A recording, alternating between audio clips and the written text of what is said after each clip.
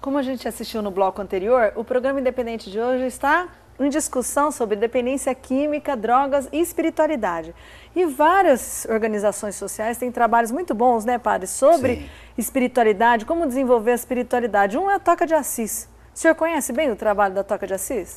Olha, a gente conhece um pouco do trabalho deles, a gente admira o trabalho da Toca de Assis, que é muito voltado para as pessoas mais sofridas, mais pobres, os drogados, os moradores de rua. E é um trabalho de realmente ir ao encontro e acolher, estender a mão, mas não só com palavras, como o Flávio diz, com gestos concretos, considerando aquelas pessoas como irmãs realmente.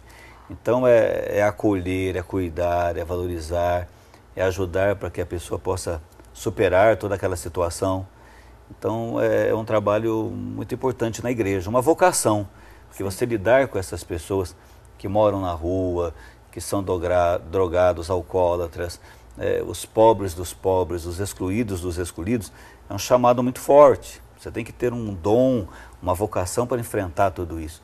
E não é fácil, né? Não é fácil, porque são dons que a igreja tem. A igreja é muito rica em dons, em ministérios, em carismas. Então é um carisma muito difícil, mas quem é chamado para viver está imitando o Cristo, né, que se fez pobre para os mais pobres. E no caso da Toca, eles se fazem pobres com os pobres, né? Você pode ajudar as pessoas mais pobres, mais sofridas, sem um envolvimento lá pessoal mesmo.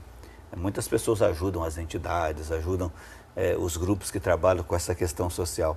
A Toca de Assis, ela põe a mão na massa mesmo, como te diz, né? É pobre com os pobres, e não somente pobre para os pobres. A gente, trabalhando lá com o Padre Haroldo, eu já ouvi muita gente falar, né? Nossa, mas o trabalho do Padre Haroldo é muito difícil, o trabalho do Padre Haroldo é muito difícil. E ele não acha. Ele acha, esse é meu apostolado, essa é a minha vocação. É interessante. Flávio, Pode perguntar. Não, eu só queria te fazer uma pergunta. A gente está falando da espiritualidade até como forma de prevenção, né? Sim. E estamos com os jovens aqui na plateia com a gente. Qual que seria o exercício? O que eles têm que fazer para que eles entendam a espiritualidade de maneira preventiva? Sim, nós temos um processo de autoestima, de gostar de quem você é. Quando você não gosta de quem você é, você precisa entrar em estados alterados de consciência. Porque quando você bebe, você fica valente, você fica forte. Quando você usa uma droga, você acha que você pode. Esse é o grande chamado. Agora, por que eu estou me sentindo frágil? Por que eu estou me sentindo? Se eu não tenho um pai que me elogia, uma mãe que me reconhece, quando eu pego minha nota, eu sou do tempo que tinha boletim, você lembra que era isso? Né? E vinha uma nota. Se você mostrar para o teu pai, ele fala, não fez nada mais que obrigação, quando é que eu vou novamente me interessar? Tem um estímulo, né? O estímulo. Então eu acho que assim, tanto para quem cuida, quanto para quem está sendo cuidado, o amor é a grande chave. Quem vai tocar aquele jovem? Quem estiver tratando ele com amor, com respeito, com consideração, quem estiver ouvindo. A igreja ouve, né? Mas não é o suficiente. Porque ele precisa ser reconhecido pelo pai, pela mãe, pela igreja, pela sociedade. Né? Então eu acho que o amor é a grande chave.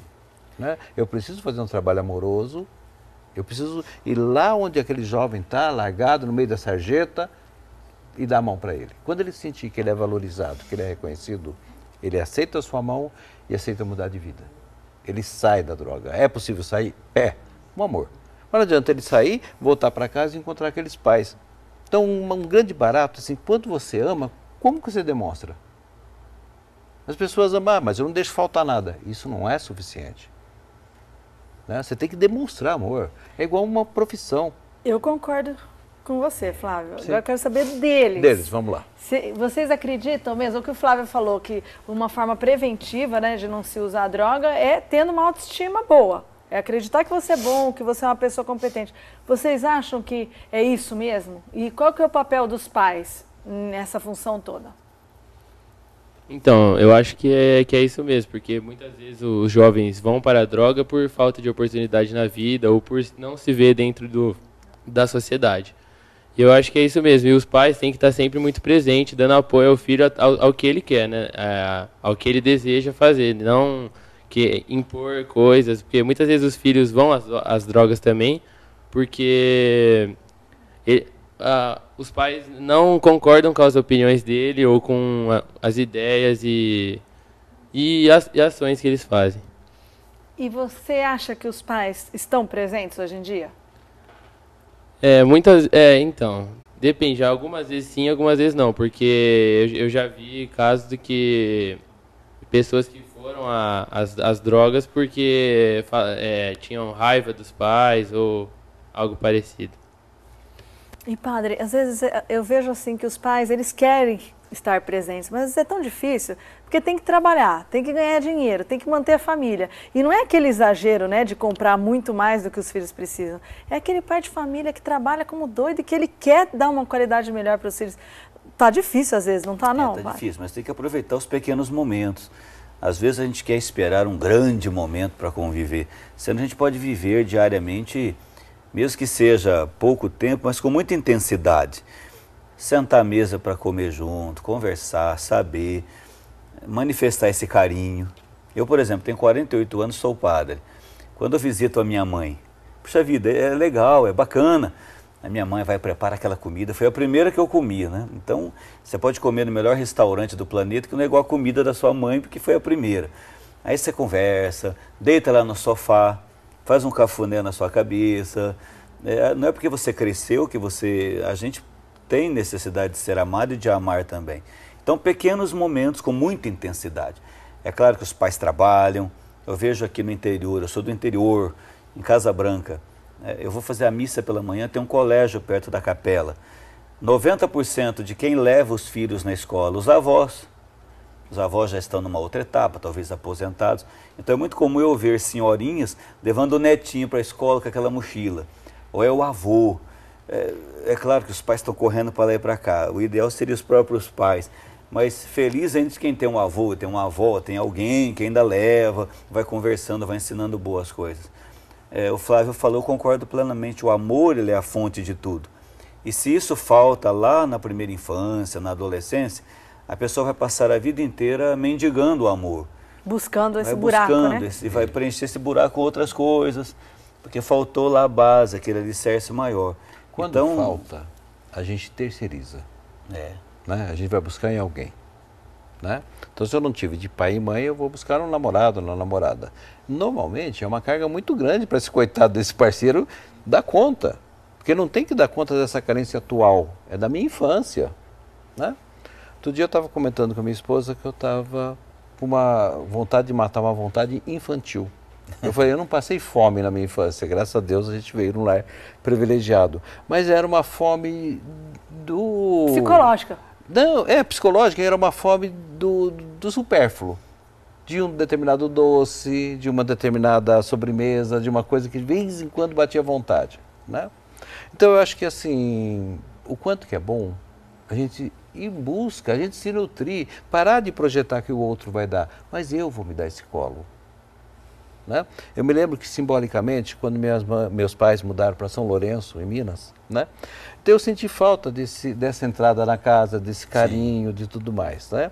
Aí eu fui percebendo que, mesmo que inconsciente, a quantidade de velhinhos que eu fui atendendo foi aumentando. Né? E você chega na casa dele, alguns deles não podem nem sair de casa, eles te esperam com uma sobremesa. Eu recuperei uma música de piano que eu sei que você gosta e ia tocar piano para mim. É aquele acolhimento que estava faltando, a gente pode projetar.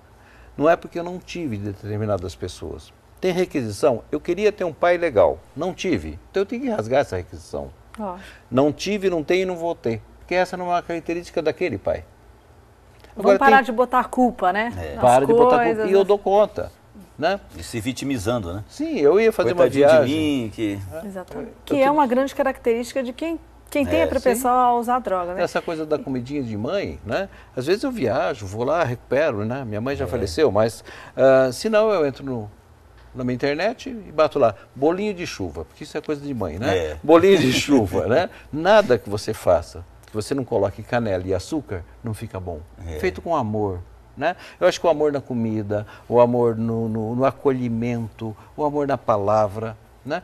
Você entra em casa, a mãe e o pai já por que você não arrumou a cama? Falou, meu Deus, eu não entrei dentro de casa, nem cheguei. Guarda o seu tênis. Né? Você pôs a roupa no cesto. Isso, por isso que eu acho que todo jovem tem que morar numa república antes de se casar. Para valorizar, porque ele mesmo vai guardar. Ele mesmo vai... Puxa, minha mãe tinha razão. Não vai lavar daquela seu coisa... copo, vai lavar seu prato. Isso. Daí não casa mais, né, Flávio? Pois é, né? Ou casa, ou, né? Nós estamos chegando ao final do programa e eu queria, para que o senhor fizesse uma reflexão sobre essas duas palavras que eu acho que elas têm tudo a ver, o amor e a espiritualidade. Eu acho que amor é espiritualidade, né? E espiritualidade é amor. Então eu queria que o senhor falasse um pouco sobre isso para a gente finalizar o programa. O amor é a fonte de todas as graças, de todas as bênçãos. Deus é amor, escreveu São João, e a espiritualidade é a vivência desse amor. Cada pessoa é de um jeito, cada pessoa tem sua marca, sua característica, mas o Papa Francisco tem insistido muito com a alegria. O cristão tem que ter alegria, cultivar a alegria. E numa família onde existe alegria, as outras coisas vão sendo superadas. O bom humor, essa acolhida. Se existe isso dentro de casa, se você tem um bife para comer, obrigado Jesus. Tem um ovo frito, obrigado Jesus. Não tem, é arroz e feijão, obrigado Jesus. Então, o Papa tem falado, a marca do cristão, a alegria, anunciar a alegria.